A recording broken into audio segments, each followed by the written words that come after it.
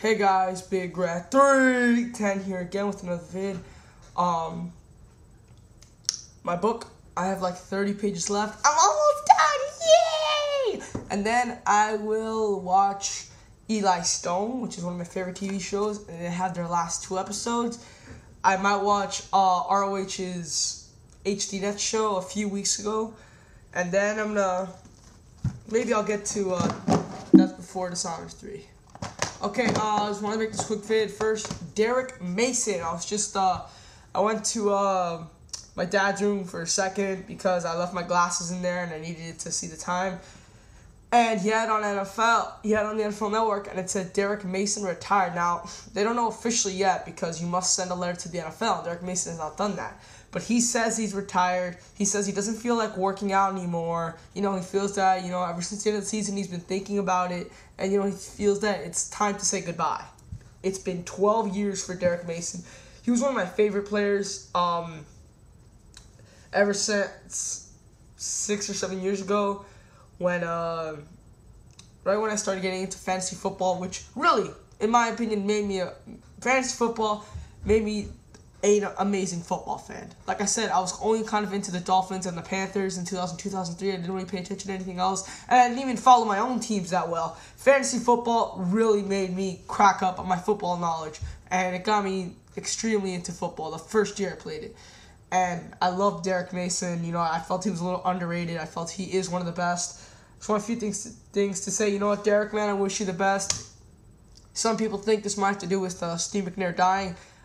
Derrick Mason was pretty good friends with Steve McNair when they played with each other in the Ravens, since Derrick Mason was his #1 receiver. And there's always that rumor that receivers and quarterbacks usually always become the best of friends. And even in 2 years, Derrick Mason managed to make a great friendship with Steve McNair. I don't know if this kind of pushed him over the edge and made him feel even more emotionally worn out than what he already was. But you know what? I wish Derrick Mason the best of luck. If this is true, I'm pretty sure he's going to retire. Pretty sure he's going to write that letter to the NFL. A few things. Is he a Hall of Famer? I don't know. Certainly he's probably in the top 5. I'd say probably the best. I can't think of anyone else because the Cleveland Browns is the Baltimore Ravens. How do I say this? The Cleveland Browns were around for a while, and then they moved that team to Baltimore to have the Baltimore Ravens, and then they recreated a new Cleveland Browns, if that makes any sense to those who are listening. So since the Ravens franchise hasn't been around for much long, technically it was the Cleveland Browns for a long time. I don't know if there was someone better than Derrick Mason. When I think of Cleveland Browns, I think of, I think of obviously Jim Brown. I think of Bobby Mitchell when he played. I think of Ernest Biner, I think his name was. There were a few Cleveland Brown wide receivers in the Hall of Fame. I know Tommy McDonald's one of them. They say Paul Warfield. No. Scratch. Wrong. Paul Warfield's in the Hall of Fame because of his short stint with the Dolphins where he won the 2 Super Bowls. That is my opinion. And I don't think anyone can top that. Unless... No, he wasn't a part of that. So, also I gotta say, I can't remember anyone else. I think there's one more wide receiver that I'm missing, but not to mind. So yeah, Derrick Mason, is he a Hall of Famer for the Baltimore Ravens? I don't know. Like I said, I don't know. He has a ring under his belt. He's one of the NFL's. He's one of the, in the current years in NFL, I think he's been in the top 5, maybe top 10 every year in receptions. He was a huge receptions receiver. So it's going to be debatable. I don't think so, maybe. Keyshawn Johnson, I don't think he's a Hall of Famer. Rod Smith, maybe. Probably, but not so sure. But I think Derrick Mason has a better chance than Rod. I mean, not Rod Smith. I think Derrick Mason has a better chance than Keyshawn Johnson. Not as good a chance as Rod Smith. So I'm kind of indifferent on what he'll do. Like I said, the Ravens have only been around for, I think, since 2000? No, it's only been a little while. Basically, the Browns, all the players, the coaches, all those guys in 1996, I believe, they moved the players, the coaches, everyone to Baltimore and named themselves the Baltimore Ravens. And then a few years later, the Cleveland Browns opened up a completely new team. So I don't know what to think on that. If you want to say that, if you consider the Baltimore Ravens history as from like 2000 or 1999 or somewhere around there until now, definitely he's probably the best receiver in Ravens history. If you consider it back way in the Cleveland Browns vault, I don't think so.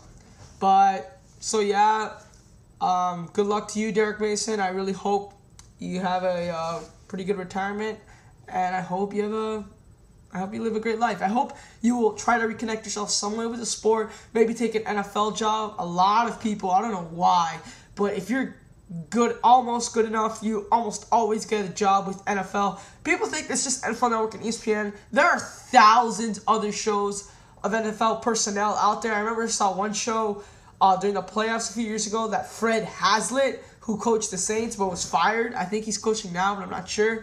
He was on that show, and it was a bunch of people I never even heard of because they were back in the heyday. It was like at 2 in the morning. There are many other shows, so please, I recommend you get yourself involved with the sport in some way. Okay, I've been trying to get this like 10 freaking times. I want to do another, comment question, like your question, your opinion on this. And for like the past 10 videos, I've been wanting to do it, and I forget every single time. So here's what I'm going to do now. It's my next comment question, I guess you could say. YouTube rivalries.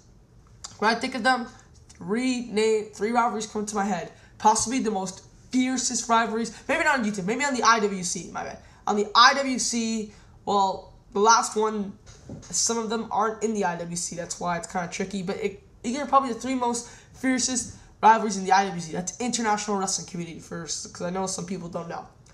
Chris Benoit lovers and Chris Benoit haters. That was a vicious feud. WWE versus TNA. Oh my God, is that feud bad. That feud is really rough here on YouTube. And another one that I consider one of the worst ones, pro wrestling versus MMA. And especially with the whole Brock Lesnar thing and UFC 100, I think it's come up a lot more.